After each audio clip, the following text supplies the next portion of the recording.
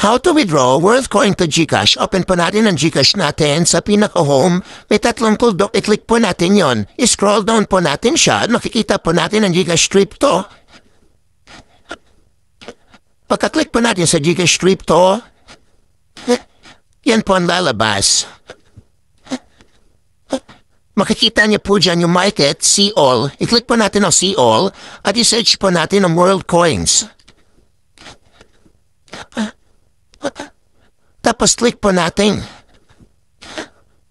Tapos po, click receive. May lalabas po dyan na barcode. Yan na po yung barcode na yan po. Sabi lang po natin, open po natin yung World app. Claim World ID. So WorldCoin po yan Spending continue. Tapos iscan po natin yung mukha na mag-withdraw. Yung may-ari po ng account. Yan po, wait lang po natin yan.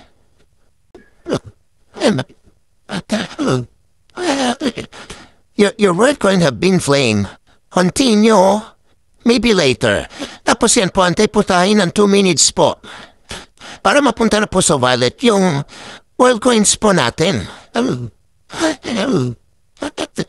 Yan, after po yan after 2 minutes na sa wallet na po yan, ayan na po siya. I-click po natin ngayon barcode sa kaliwang bahagi po sa taas. Paglatapatin po natin yan sa may GCash Crypto na barcode. Sa World application po natin, yan po. Yan na po, i-click lang po natin ang WorldCoin.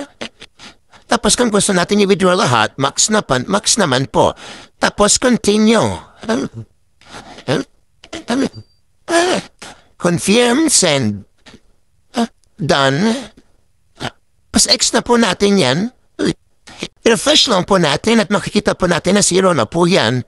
Nalipat na po dun sa GCash Crypto yung WorldCoin po. Doon naman po tayo magpo-process ng trading po. Yeah, refresh lang po natin yan. Andiyan na po sa portfolio value. Tapos, sa may see all, i-click ulit natin ang WorldCoin. At dyan po, i-click natin ang sell.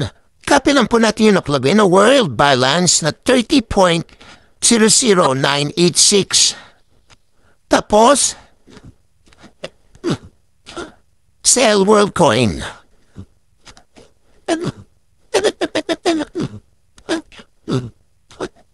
Yan, back to GCash Crypto na po tayo. Ito napunta na po siya sa trading wallet. After po niya-withdraw po natin, trading wallet, ikakopy lang po natin yung 1,946.23, continue.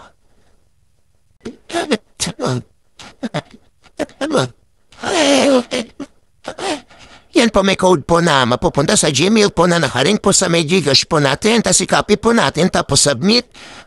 Pag nasabit na po natin yung code, okay na po siya. Yan po, pupunta na po sa GCash natin yan.